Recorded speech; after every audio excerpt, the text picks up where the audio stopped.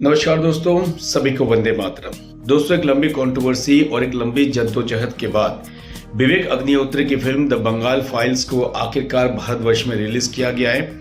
आज 5 सितंबर है। वैसे भी पूरे देश में टीचर्स डे को सेलिब्रेट कर रहे हैं, तो दूसरी तरफ थिएटर्स में बंगाल फाइल्स मूवी रिलीज हो चुकी है। मूवी रिलीज से पहले कई कंट्रोवर्सी के साथ इसको गुजरना पड़ा। हालांकि बंगाल में अभी भी इस मूवी को लेकर बहुत ज्यादा कंट्रोवर्सी है, क्योंकि इस मूवी को बंगाल में रिलीज नहीं किया गया, या यूं कहे दूसरी तरफ से कि बंगाल में इस फिल्म को किसी तरीके से रिलीज नहीं होने दिया है, क्योंकि फिल्म का विषय जो है और विषय वस्तु जो है वो बंगाल से ही है। 16 अगस्त 1949 को पश्चिम बंगाल में जब बड़े लेवल पे दंगे हुए, नरसंहार हुए, तो उसी पर बेस्ड ये मूवी है। और 16 अगस्त को वैसे भी डायरेक्ट एक्शन डे के तौर पे जानते, जिस दिन बड़े लेवल पे बंगाल में नरसंहार हुआ, यानी उसी विषय वस्तु को लेकर इस फिल्म को बनाया गया। और विषय वस्तु जब बंगाल से है, तो जाहिर सी बात है कि बंगाल में इस मूवी को रिलीज नहीं होने दिया है, या बहुत सारी चीजें हैं जो सामने उभर कर अभी नहीं आ रही है। पर्दे के पीछे बहुत सारे खेल हो रहे हैं, जिससे पता चलेगा आखिर बंगाल में द बंगाल फाइल्स रिलीज क्यों नहीं हो रहा है। ये मूवी विवेक अग्निहोत्री की फाइल्स से रिलेटेड तीसरी मूवी है। इससे पहले उन्होंने द ताशकंद फाइल्स मूवी बनाई, उसके बाद द कश्मीर फाइल्स, अब उन्होंने द बंगाल फाइल्स को बनाकर रिलीज भी कर दिया। हालांकि इसकी एडवांस बुकिंग भी बहुत अच्छी रही, लगभग 40 से 50 लाख के आसपास की एडवांस बुकिंग रही।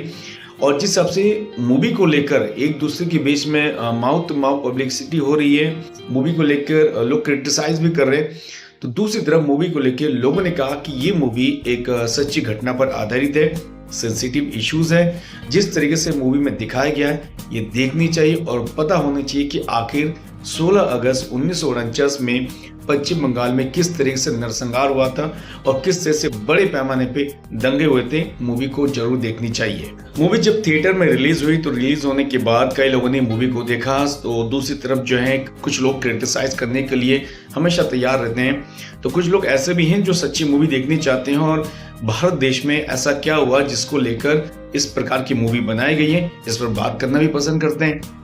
कई लोगों ने मूवी देखने के बाद अपनी जो रिव्यू दी, उन्होंने सही कहा कि मूवी देखने के बाद जो डायरेक्ट एक्शन डे पर जिस पर लेकर ये मूवी बनाई गई है, सिर चकरा गया। यानी इतनी रियलिस्टिक तरीके से फिल्मों में दिखाया गया कि उनका सिर चकरा गया। आखिर ये है क्या, किस तरीके से इन चीजों को उस टाइम पर इसको अंजाम दिया गया।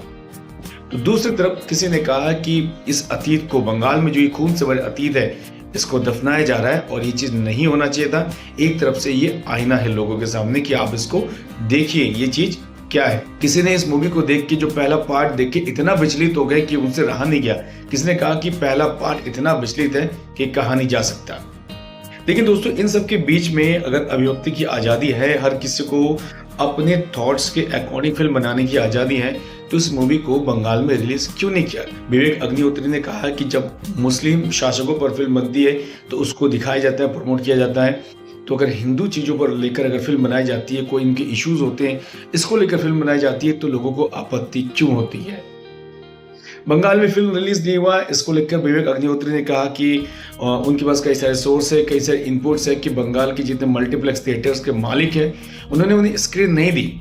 और इसकी ना देने के कारण क्या है कि बंगाल प्रशासन यानी बंगाल पुलिस की ओर से उन पर एक सख्त ऑर्डर है, या यूं कहे एक हिसाब से धमकी दी जा रही है कि फिल्म को रिलीज ना करें। हो सकता है कि बाद में आपको गंभीर परिणाम भुगतने पड़े। जिस तरफ से बंगाल को लेकर कंट्रोवर्सी हो रही है, फिल्म को लेकर कंट्रोवर्सी हुई, बंगाल में प्रीमियर को लेकर कंट्रोवर्सी हुई। फिल्म की अभिनेत्री पल्लवी जोशी ने हालांकि इस इश्यूज को लेकर, बंगाल में फिल्म रिलीज को लेकर, बंगाल में सुरक्षा को लेकर प्रेसिडेंट श्रीमती द्रौपदी मुर्मू तक को उन्होंने एक लेटर भी राइट किया। एक फिल्म को लेकर इस तरह की बातें होना, फिल्म को लेकर इस तरह तक पहुंच जाना, राष्ट्रपति तक एक लेटर को राइट करना, तो ये तो अभिव्यक्ति की आज़ादी के दायरे में नहीं हो सकती। आखिर ऐसा क्या है कि फिल्म को बंगाल में रिलीज नहीं किया जाना है। रिलीज ना करने के पीछे कौन है? ममता सरकार की अधिकारी है, ममता सरकार खुद है, या उनके कार्यकर्ता है जो जोर जबरदस्ती करके फिल्म को रिलीज नहीं करना देना चाह रहे इसको। विवेक अग्निहोत्री हमेशा ध्यान देते हैं कि उनकी फिल्में ऐसे स्टार कास्ट हो जो एक्टिंग कर सके, और एक्टिंग के बूते ही उनकी फिल्में हिट होती है। और वो जानते हैं कि जब आपका फिल्म का विषय वस्तु स्ट्रॉन्ग है, सेंसिटिव है, तो ऐसे कलाकार चाहिए जो फिल्म को जीवंत अवस्था में शामिल कर सके। इसलिए वो हमेशा अपनी फिल्मों में मिथुन चक्रवर्ती को लेते हैं, जो फिल्म के अंदर किसी भी किरदार में हो जान डालने का काम करते हैं। तो उनके साथ अनुपम खेर होते हैं। ये दोनों कलाकार ऐसे हैं, जब आप फिल्में उनको देखेंगे तो आपको लगेगा नहीं कि आप इस फिल्म के अलावा या बाहर से कोई चीज़ देख रहे हैं। आपको लगेगा कि जैसे फिल्म की रियलिस्टिक फॉर्म के साथ आप चल रहे हैं।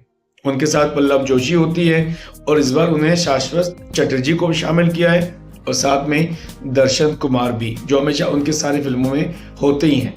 इसलिए विवेक अग्निहोत्री बहुत अच्छे से जानते हैं कि फिल्मों में अगर अच्छी कास्ट होगी तो फिल्मों की कहानी के साथ जस्टिस होगा और फिल्म बहुत अच्छी बनेगी, लोगों के बीच में ये फिल्म आसानी से पहुंचेगी।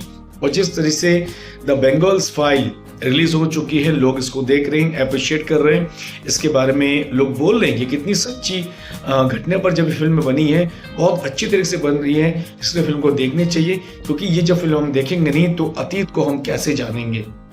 इसलिए विवेक अग्निहोत्री ने पूरी रिसर्च के साथ इस फिल्म को बनाई है, बहुत शानदार फिल्म बनाई है। लोगों को देखनी चाहिए और जानना चाहिए कि आखिर डायरेक्ट एक्शन डे है क्या और उस दिन किस तरीके से ये सारी घटनाएं हुई है।